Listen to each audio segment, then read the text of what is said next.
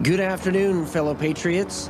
This is Matt Shea, and welcome to Patriot Radio, broadcasting live from deep inside the heart of the future Liberty State. Sponsored once again by On Fire Ministries in the legacy of Dr. Stan Monteith, bringing you the story behind the story and the news behind the news, where it's not about right or left, it's about right and wrong. It's about our hope not being in man, but in Jesus Christ. About not ending in prayer, but moving to action. Your kingdom come, your will be done, on earth as it is in heaven. Father, deliver us from the evil one. Welcome to Patriot Radio. And we're back today with our guest, Claire Lopez. She's the founder and president of Lopez Liberty, LLC, focusing on national security threats, but particularly, she's an expert on Iran. She's a former CIA operations officer and has contributed to many news programs and has been on Patriot Radio many times. And thank you so much for making time out of your busy schedule to join us today, Claire. Well, very glad to be with you, Matt, as always. Thanks for having me. What is going on with Iran? I mean, this is, people are asking, is this going to be like this roller coaster here for the next little while? What is happening with Iran? What's your best read right now? Yeah, I think a roller coaster is a good way to think about it. As we know, originally the United States and Israel realized that the threat of Iran's nuclear weapons program mated with its ballistic missile program was urgent. And so back in June of 2025, Israel launched Operation Rising Lion in the United States, Midnight Hammer, took out, bombed, the Iranian known nuclear weapons facilities, Natanz, Isfahan, Fardo, and also a bunch of the ballistic missile sites located out in Semnan province, but other places too. Well, fast forward then to this year in 2026, and we all realized that Iran was trying to reestablish those programs, nuclear weapons and ballistic missiles. It had accumulated something like 460 kilograms, or that's maybe roughly about 1,000 pounds worth of highly enriched uranium. They admit to 60%, which itself is a hop, skip, and a jump from weapons-grade uranium at over 90%, but I think they probably went further than 60%, but that's what they said they had. And then we also had word from multiple sources, International Atomic Energy Agency, IAEA, what we call the good ISIS, that is David Albright's group, which is called the Institute for Science and International Security. You can see the letters ISIS. And also open press briefings on a regular basis last year from the National Council of Resistance of Iran, the NCRI. Their office is located downtown Washington, D.C., just a couple blocks from the White House, actually, and they held regular briefings there for the media, open to the media, which I attended too. And they realized that Iran was, trying to reestablish, reconstitute, its nuclear weapons program and the ballistic missiles program that would be the delivery system for those nuclear warheads. So off we went again. Israel, now it's Operation Roaring Lion, and the United States, called our Operation Epic Fury, hit the same nuclear weapons sites again. And other sites. And I should say that in addition, both last year and this year, Israel had very precisely targeted a number of top leadership figures in the Iranian regime, to include top IRGC commanders, but also a number of their scientific leadership figures, the ones who knew how to make a nuclear weapon. And they were very precisely hit by, especially the Israelis. So here we are, and that most recent set of attacks by Israel and the United States began February 28th overnight into the 1st of March, continued on into April of this year, 2026, at which point President Trump decided to call a halt, call a ceasefire. Began, I think it was April the 8th, if I remember the date right, and announced that that would be a 60-day ceasefire. Well, that would bring us to where we are now, basically the middle of June. And the president realized that the Iranians had deployed what might be their most potent weapon, if you want to call it, and that was to block the Strait of Hormuz, that is the passageway, international waterway, by the way, doesn't belong to any sovereign country, but the Strait of Hormuz, which leads in and out of the Persian Gulf, and then out into the Gulf of Oman, the Arab Sea, and on into the Indian Ocean. And by blocking that up, and then we topped that, raise you one, and we blockaded it as well with our formidable armada of naval assets that remain there in that area to this day. But we blockaded it to keep any traffic ships from either going to or coming out of the Strait of Hormuz, the Persian Gulf, from Iran. But that bottled up hundreds and hundreds of other tankers, oil shipping tankers inside the Persian Gulf, and also waiting on the outside of it to go in and fill up, in particular at a place called Karg Island, a little island to the north of the Persian Gulf, hugging close to the Iranian coastline, and that is the main oil hub, export hub, storage tanks there.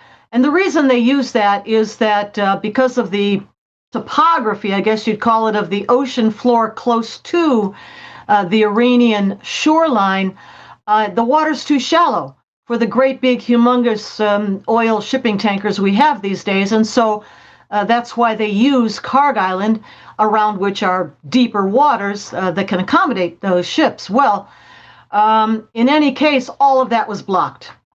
And here we are now in the middle of June, and there was a series of discussions that the President Trump initiated with the Iranian regime. Those talks were led by Vice President J.D. Vance, and also a team that included Steve Witkoff, Jared Kushner, and others. And they met in Switzerland just a week or more ago, Lucerne, Switzerland, where a memorandum of understanding, an MOU, was hammered out, and it contains 14 points, and basically is, if you want to think of it this way, it's an agenda of talking points. Now, both sides agreed. President Masoud Pezeshkian of Iran signed it, and President Trump signed it, each separately in their own locations. But it's an agreement on points to discuss during another 60-day ceasefire period that we're in right now. So that's where we're at, and we can talk about what's in that MOU, what it might mean, and what the most recent developments are, I guess. That would be the next place to go. Yeah, and just for the clarity, who are we actually negotiating with? Because it seems like there is a power struggle inside Iran by the IRGC, and maybe even by the new religious leader, if I can even call him that, for Iran, and the actual civilian government that is there, that has been stamped with the imprimatur of Shia Islam. You know, right.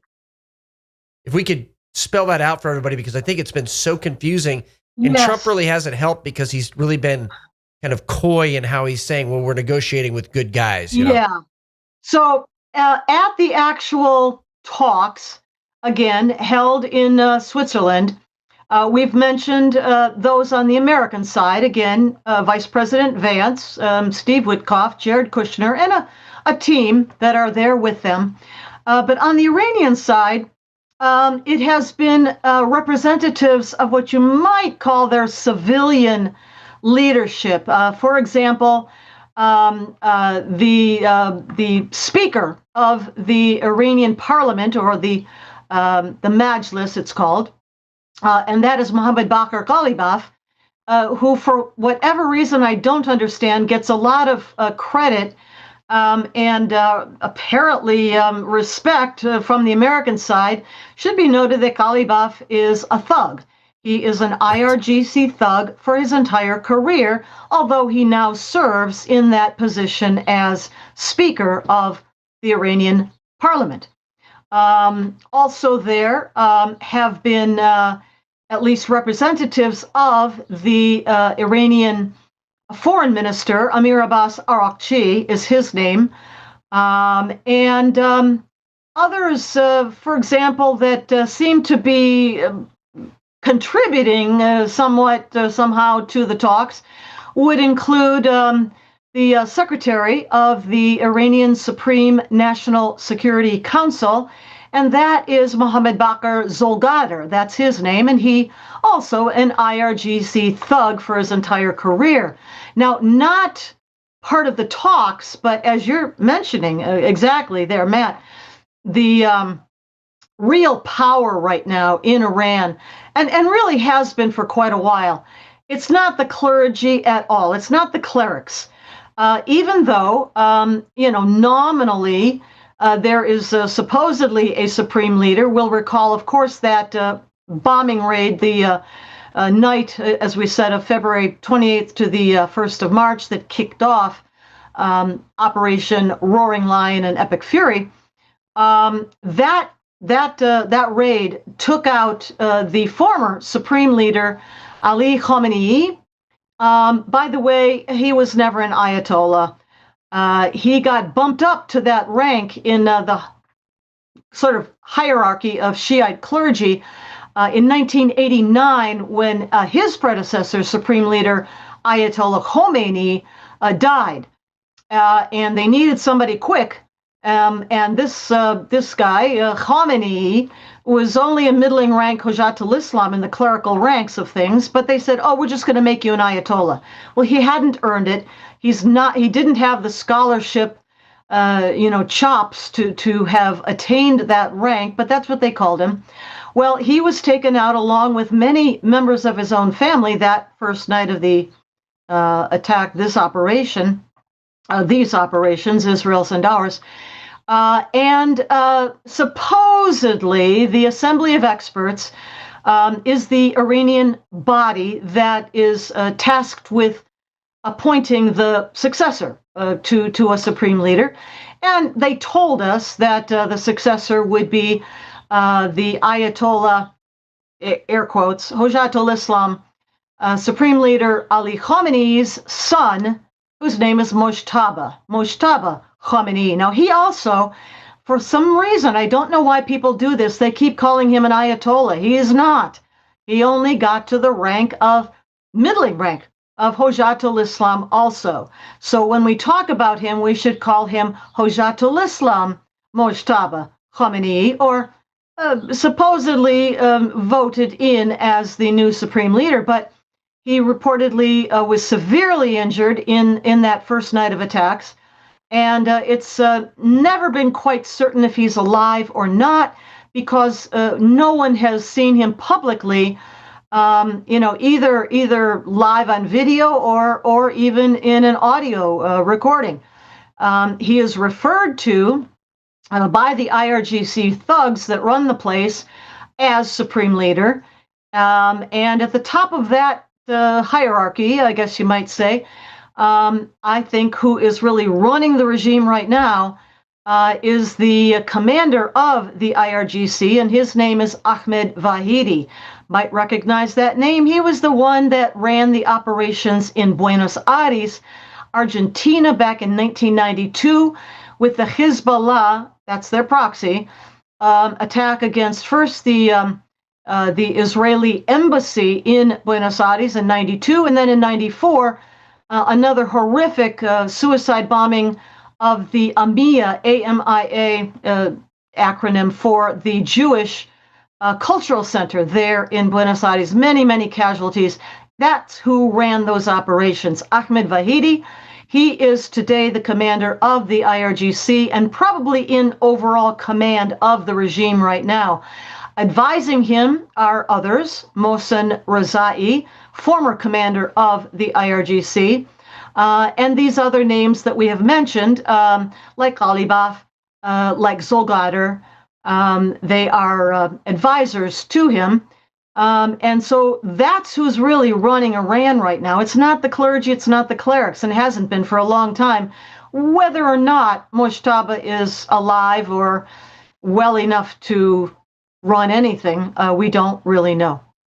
And I think that's why I was dancing around not using the word Ayatollah, because he really can't be. And I think a lot of people have lost that. When we come back from the break, we're going to talk about what's in this MOU, what it means for the United States, and will there really be peace in Iran? Your financial advisor isn't going to tell you this. Your bank won't mention it. And your 401k custodian, they're hoping you never find out. You can convert your retirement account into physical gold and silver, real metal in your hands, or stored exactly where you decide. It's called a gold IRA rollover, and it's 100% legal, 100% IRS approved.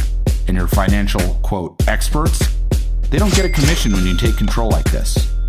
Wall Street wants your money in their system, in their accounts, where they control it. But physical gold, that's yours. Can't be hacked, can't be deleted, can't vanish when the market crashes. Verity Metals, we're the experts they don't want you to call. Convert your IRA or 401k into gold and silver that you can actually hold. Call 888-328-6703 or visit veritymetals.com, because your retirement should be in your hands, not theirs. And we're back with our guest, Claire Lopez, at Claire M. Lopez on X. Claire, we were talking about before the break that this MOU, 14 points, a lot of people saying this can't be true. It seems like we're giving a lot away to the largest state sponsor of terrorism in the world. How are you evaluating and analyzing this MOU, and what do you think it means for the United States going forward? Well, as I said a bit ago, we should look at this MOU not as a final deal at all. It's not. It is more like an agenda of talking points that the U.S. and Iran have agreed to discuss over the next coming 60 days, more ceasefire. But there are troubling points in it that many people have pointed out, and wonder why we would ever have even agreed to such a thing in an MOU or a list of talking points. I would mention on top of that the number one includes linking Lebanon and Israel's defensive operations against Hezbollah in Lebanon as linked to the discussions, the talks between the United States and Iran. Obviously, Iran is trying its best, hardest to defend its Hezbollah. Really, it's an arm of the government. It's not even a proxy per se. It's part of the Iranian regime, and they want to preserve it. They want to protect it. So they try to link it. Obviously, Israel is not part of this discussion over the MOU, was not in those talks, and has every right to defend itself against Hezbollah's attacks against its own sovereign territory there, especially in northern Israel, from which many people and kibbutzim and villages have had to be evacuated. So that's a big issue. The also thing, I'm looking at my list here just to hit the top points. I won't go through all 14 of them. But the naval blockade that the United States, we mentioned, right, that had imposed our own naval blockade after Iran had imposed a naval blockade of its own on the Strait of Hormuz.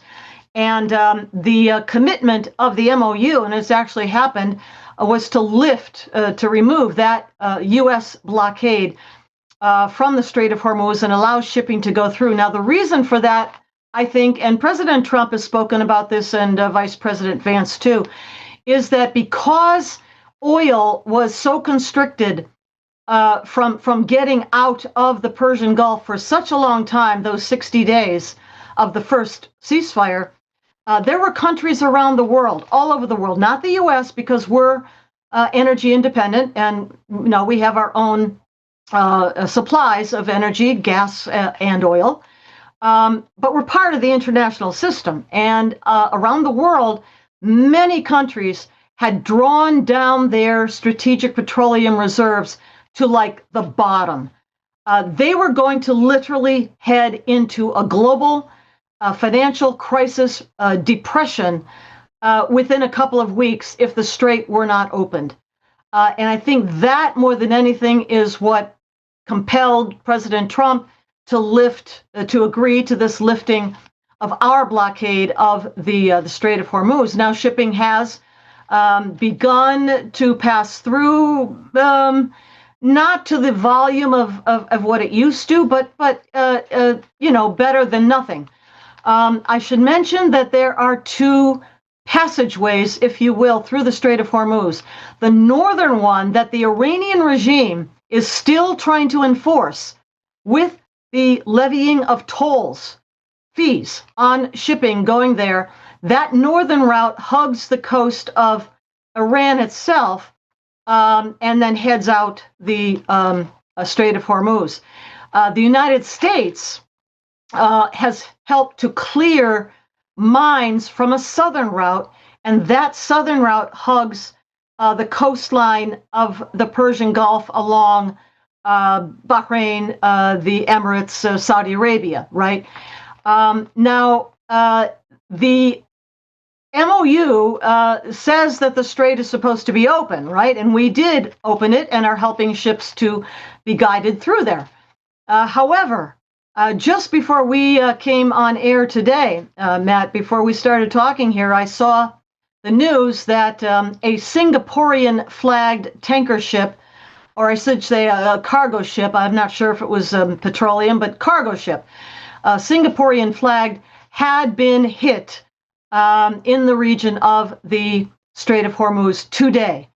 And that goes along with the declaration out of, you talked about this, conflict between the IRGC commanders of the Iranian regime and the civilian ones, state, or I should say, a Ministry of Foreign Affairs and so forth. Well, it was the IRGC Navy that hit this ship and has declared that no ships may pass through the Strait of Hormuz without its involvement and permission. And that includes going by that northern route, and I guess paying fees or tolls too. So much for that.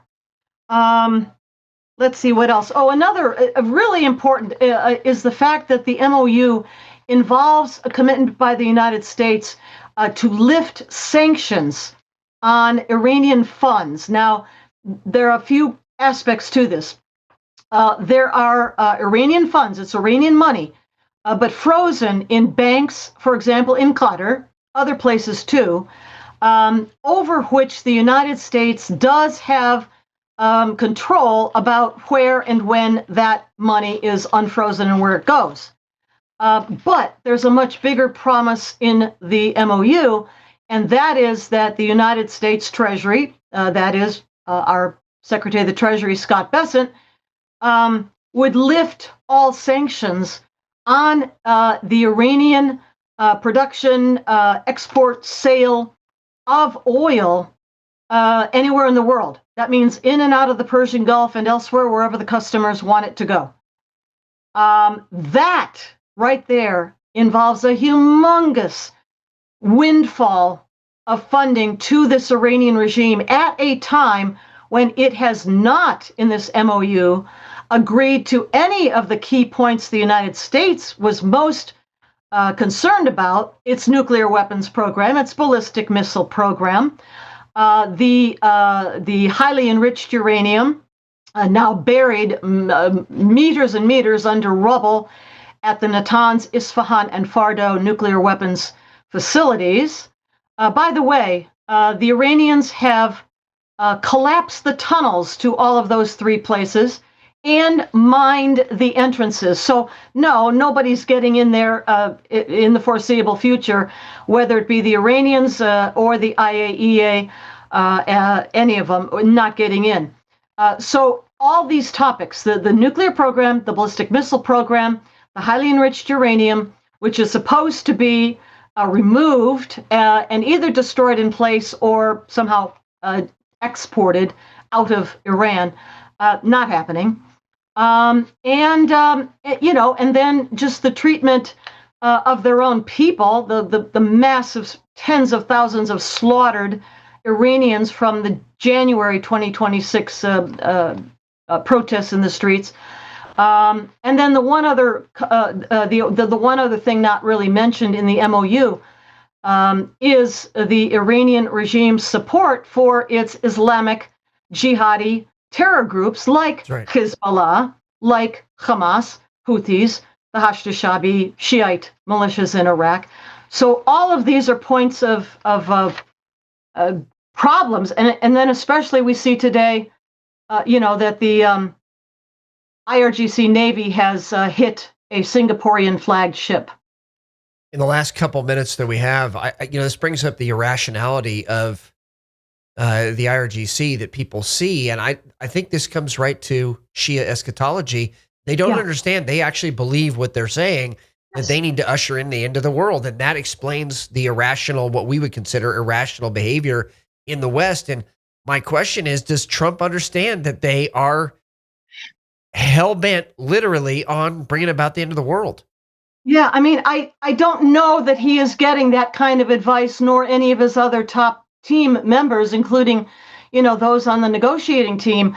And here's the point of that for our watchers, our listeners, viewers. The Iranian regime at the top levels now, that is the IRGC. These are the truest of the true believers in the eschatology of the 12th Imam. They believe the 12th Imam is the Mahdi, the messianic figure of Islam who will come back to earth at the end of time to usher in the day of judgment and the end times. Well, the way that these commanders of the IRGC believe they can hasten the return of that 12th Imam to earth for end times and all that is literally, as you say, Matt, through Armageddon, an apocalypse on earth, chaos and strife and warfare to the point that the 12th Imam will feel compelled to come back and set it all straight. And yes, they believe all this, but I don't know if our own leadership understands that, because that, if you understand that, it makes sense then that they are driving so hard for a deliverable nuclear weapons capability, because that is the surest way, of course, to, number one, destroy the Jewish state of Israel, but instigate Armageddon on earth. That's why they want a bomb more than anything else. And by the way, those ballistic missiles they already have the range right now to reach most of the capitals of Western Europe. So all of this taken together, I don't know if they understand that this is what drives the motivation of the Iranian leadership right now. I wish it would be known to them. I don't know. I've never heard them speak about it. Maybe I have not heard, but I have never heard them speak about what I just mentioned at all. Claire Lopez, as always, an absolutely fascinating conversation. Thank you for your insight, and have a happy 4th of July. Keep up the fight. Thank you. Claire Lopez, at Claire M. Lopez on X, and take a look into all of the things that we're talking about right now. In fact, I'm actually going to do a show on Islamic eschatology versus Christian eschatology, both Sunni and Shia, and we're going to talk about the differences there. Specifically, people don't understand, I think, I have to presume it, that this can't be solved with a business deal. And my message to the President of the United States would be, this isn't a business deal. These people are not businessmen. They're not going to understand an MOU necessarily. They just want to buy time. And they really believe this stuff. They really believe they want to hasten the coming of the Mahdi. They want to hasten the end of the world. And so therefore, this can be solved maybe in traditional ways where reason would normally win out. And yes, there is a split in Iran between the civilian, I'm going to use air quotes there too, civilian leadership and the IRGC. And if we as Americans understand this, we can support what President Trump is trying to do here, but also speak the truth that there is an eschatology, there is a religious belief driving this that is not going to be rational. And for the 4th of July, particularly, American independence has always been kept by patriots standing on the wall, by the blood of Jesus Christ being pled and preached from the pulpits around this great land. And with that, this is Matt Shea. Thank you for joining me on Patriot Radio today. May God bless all of you, and he is making this generation the greatest one, so keep up the fight.